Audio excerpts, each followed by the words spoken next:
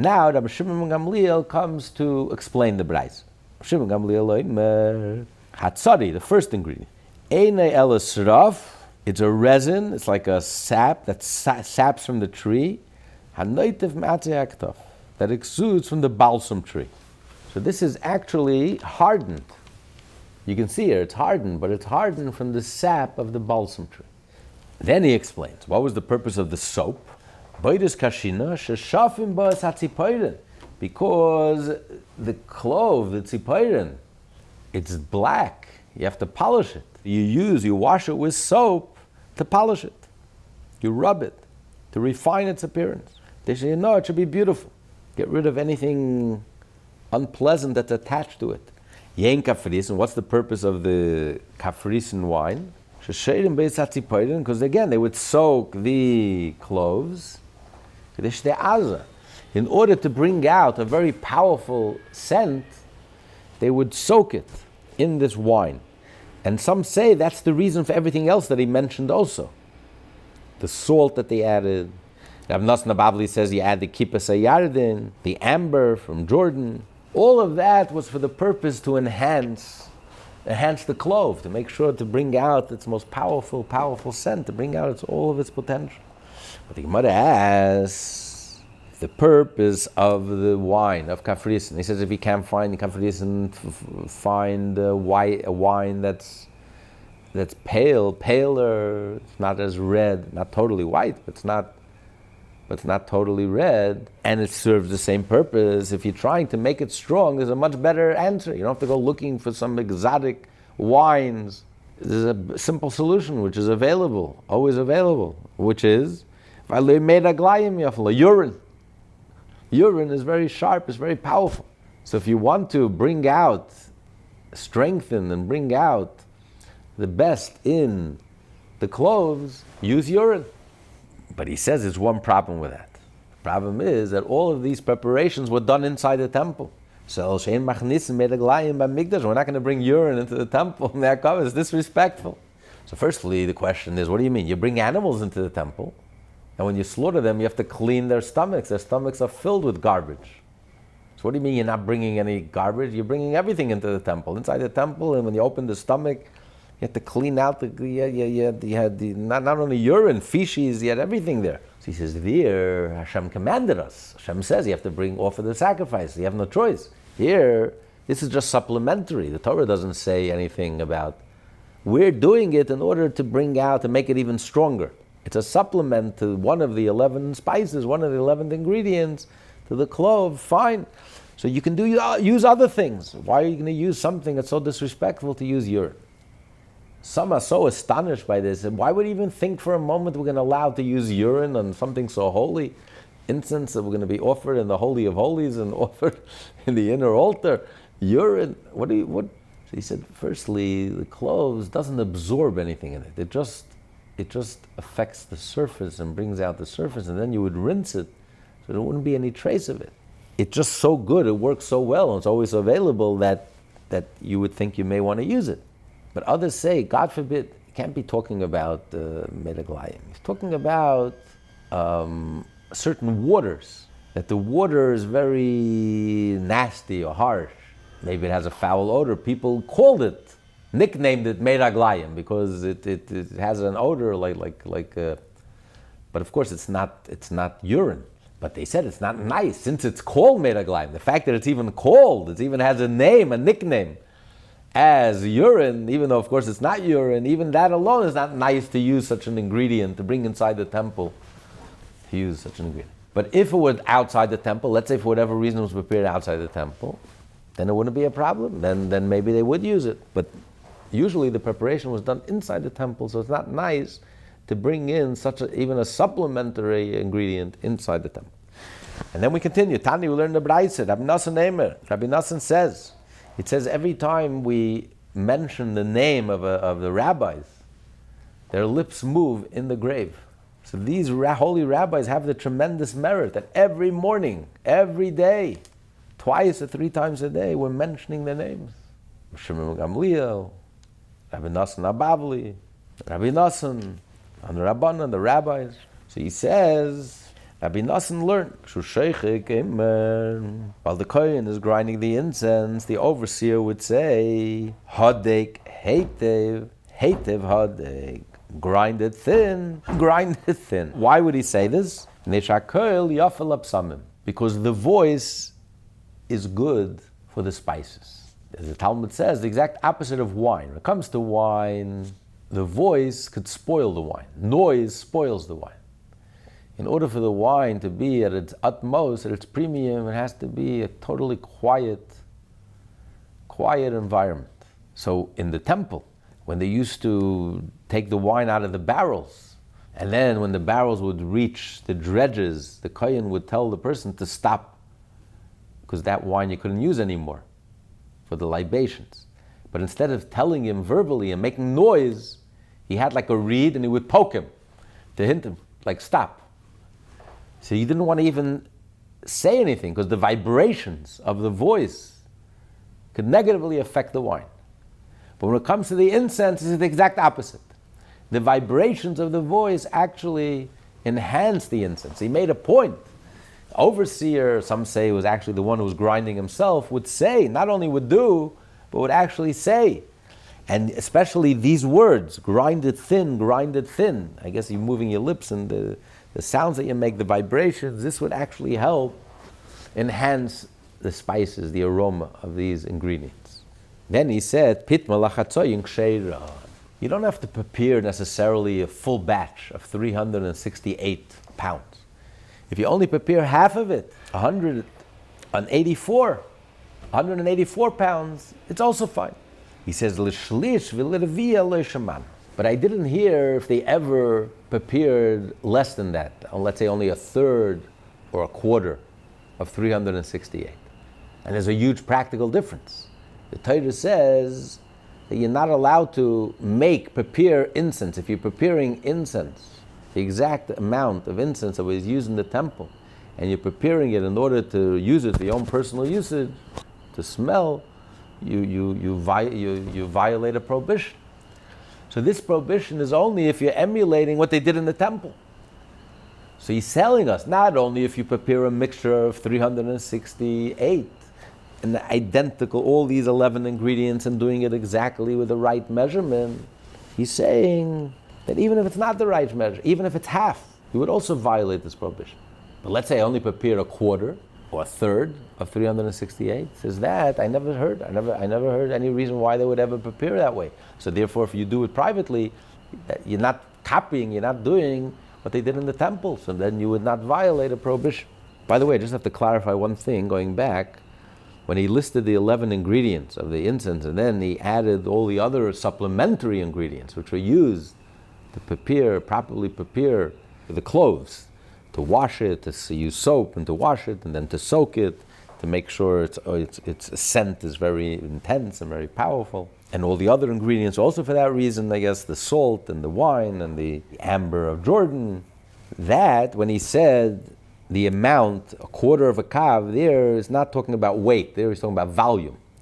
The volume has to be this volume. There's a difference between weight and volume. You can have something that takes up a lot of volume. In America, they sell you huge bags, but it's half empty. So it takes up a huge volume, but there's nothing there, there's nobody home. You have such a fluffy cake, so it looks huge. But if you weigh it, doesn't weigh anything. There's nothing inside. It's all fluff. If you squeezed it together and got rid of all the bubbles and the air pockets from that huge, gigantic cake, you would be reduced to like Bear Stearns from a $100 billion company. Overnight, suddenly it was squeezed down to $100 million. And you get rid of all the fluff and the bluff and the fluff so there's volume and there's weight. So when it comes to the 11 ingredients, there he says it's the weight. You have to have the real weight of 100 maneh times 368. When it comes to the supplementary ingredients, he's not talking about weight, he's talking about volume. Rabbi Huda said, he says this is the general rule. Im kemidasa, if the incense was compounded in the right proportion, then ksheida lachatzoyin, even if you only prepared half of it, but as long as the half had the exact ingredients, like the 4 that's mentioned in the Torah, the first 4, each one of them you put in 35 pounds of each, half of the 70. And the next 4, half of the 16, you put in 8, exactly 8. And then the last 3, you put in half of the full 6 instead of 12, 1.5 instead of 3, for the cinnamon, 4.5. So as long as it was the exact weight and the exact measurement, and even if you only did half, it's kosher. And therefore, obviously, if you do it for yourself, if you do that same amount for your own usage, then you violate the Torah's prohibition. You're not allowed to make this exact identical mixture for your own personal use. It's exclusively for the temple. And then he says, if you leave out even one of its ingredients, one of the 11 ingredients, you're liable to penalty of death. And like we learned, either it means it's referring to the high priest when he goes into the Holy of Holies on Yom Kippur. If he's missing one of the ingredients and it turns out he never offered the incense, he had no right to enter into the Holy. Hashem only allowed him to enter into the Holy of Holies to offer the incense. Since he was missing one of the main ingredients, even though he had 10, but he didn't have 11, and he can't compensate. He said, you know what, I'll make up for the 11th that's missing. I'll add to the other ingredients so we'll make up. No, you must have 11 ingredients. And number 11 is key, essential, like we discussed last time. And you can listen to it in myprayerclass.com. And then we conclude, Tanya Bar Kapara says, Achas l'shishim elishim shana, once every 60, was 70 years. Half of the required yearly amount they already had. How? Because remember, they prepared 365 for the 365 days of the year, which balances out between the leap years and the non-leap years, the simple years. At the end of the day, you're going to have, it all balances out, so every day is covered. You have a pound for every day, half in the morning, half in the afternoon. But then they added another 3. And from that 3, the high priest would scoop up with his hands the incense that he would bring inside the Holy of Holies for that special, unique offering, an additional offering of incense. Besides the daily one and the inner altar, this is unique to Yom Kippur, he would go into the Holy of Holies and burn the incense there. So there was left over. He took a scoop, but there was left over. And it couldn't stick out of his hands, beneath his hands, it had to fill his hands. So a small kayin, it wasn't even that much. A big kayin still. So out of 3 pounds, he had a lot left over. Most of it was left over. So it accumulated. So after 60 or 70 years, do the math. You had enough. So let's say you had, how many is a half a year? Half a year, you need, half of 368, 184 pounds. That's a half a year's worth. Half of the 368. Okay, so 70 years makes sense. Because 70 years, so you had every year 2 pounds left over. You had more than 2 pounds because a fraction of 1 pound was used for the handful. So you had 2 pounds, so right there you already have 140 pounds. And then you also have, how much of a pound already could they have used for the handful? Let's say a quarter. So you had, let's say, 2/3 of a pound, so you got to 184. 3 times 70 would be 210 pounds. You only need 184. 70 years for the high priest every Yom Kippur, if he used 26 pounds, it was a lot. A hand, it's just a scoopful. But 60 years, the question is 60 years. How is that possible? He says once in 60 or 70 years. 60 years, so let's say 60 times 2 is 120. So But 60 years he went in, so part of the 3rd pound he used for the scoop. In other words, even if he didn't use anything, you would have 180. 60 times 3 is 180. You don't even get to 184. How is it possible that every 60 years you would? So the answer is, let's say the last 2 years were simple years, 354 day calendar. A simple year, not a leap year. So you would have an extra, because every 3rd year would be a leap year. So let's say 2 years you had a simple year, because you had to reconcile the two. You had no choice. Otherwise you would lose the season. It wouldn't be in the right season. Pesach wouldn't be in the spring. So you have no choice. Every 3rd year you can't go more than, So let's say you had 2 years simple years, 354 days. And you prepared 368. So how many do you have left over? So you had 14 times 2, you had 28 pounds. So you have 120 plus 28, so you have 148. So to get from 148 to 186, what are you missing? 38. So if there's one, that extra pound times 60, so it's possible that you had 38 left over. You only used 22 pounds. Out of the 22 pounds, you had enough to scoop up each year in Yom Kippur. So it's possible, theoretically, it's possible that once in 60 years, you would have enough left over from that extra 3 pounds that they made every year. You would have enough left over to cover a half a year. That's what he says. Once in 60 or 70 years, to have. Another thing Bakapara taught us, if he would have added just a minute amount of honey to mix it into the incense, a person couldn't have resisted the scent. The scent would have been so pleasant, so powerful, it would have been a bestseller. You just couldn't. So you would think that maybe you should add. Why don't you add honey? Because the Torah said, on page 21, you're not allowed to present to Hashem no leaven nor honey to offering, as an offering to Hashem. So you would think maybe the prohibition is if it does damage, but here in a case where it could only enhance it and just a little honey would add so much, and nevertheless the Torah says no honey. Don't bring any honey to Hashem, and don't bring any leaven, yeast, sourdough, don't bring anything sour, anything honey to Hashem. And if you do, it disqualifies the whole mixture, like he said earlier, like we learned earlier. And once you mix honey, you can't undo it, because honey is moist.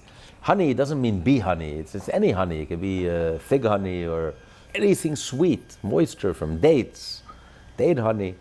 Once the mixture gets mixed in, you can't undo it. It disqualifies all the... Imagine you went to all this work, you prepared 368 pounds of this incredibly combination of spices and ingredients, and you collected it. It's not easy to collect and to find. And you added a little honey, and you ruined the whole thing. You have to throw the whole thing out. You can't use it. No honey. Hashem doesn't want a Jew, don't be sour. So'er is like sourdough. Don't come to Hashem, some people have an attitude, they're constantly sour. Everything is negative, everything is with a sour face. Everything is with a complaint. Everything is sour. You look at life from a sour point of view. You're not happy about anything, and everything triggers you, and everything ticks you off, and everything is... And you harp on all the negative. Then there's a person that's like the opposite. Everything is sweet, everything is honey. There's a time and a place for everything. No, everything is sweet, and there's never any problem, and nothing is ever wrong, and everything is wonderful when things are not wonderful. So, one extreme or the other, Hashem says, I'm sorry. Hashem is emes. Emes is, you have to be well balanced. Emes is, you have to be genuine. One extreme, the other extreme, total honey, total sourness, it spoils everything. It spoils the whole dish. Don't come to me, Hashem says. Don't be too much honey and don't be too much sour. Just come to me as is, emes, perfect harmony, blend, harmonious. But literally, you can't even have even a drop of any of this liquid, any of this honey. So this is the technical part of the Ketoret that we read every morning, and we read in the end of the davening, and we read before mincha. And it's nice to actually know what we're reading, to have a little of an understanding. So we'll stop over here. Next week we'll continue with the special verses that we say, the 3 verses that we say, and repeat each of them 3 times. And we'll continue from there. Meanwhile, we'll open up any comments, questions, thoughts. Rabbi, can you use the incense individually? Oh, for yourself, yeah. It's only a mixture of these 11. Of course, we do. We do all the time. We always use cloves for psamim and, for Havdalah, balsam. Then you have frankincense, the white. That represents the 11th. The godliness, white. I read someplace something about the righteous in Gan Eden. They get the balsam. It's a very fine oil, has a delicious aroma. So it's a parable that the aroma is so, when Yaakov walked in, Yitzchak had the smell of the Garden of Eden. When Esav walked in, he came in with the smell of the hell. So holiness gives off a pleasant aroma. It says Mashiach is going to judge with his sense of aroma. The sense of aroma is very powerful, reaches very deep, and it's like we call a smell test. And that's why you can't fool Mashiach. Mashiach will come, the world will be so genuine, you won't be able to fool him. He looks right through beneath the surface and is able to judge just by smelling, just a smell test.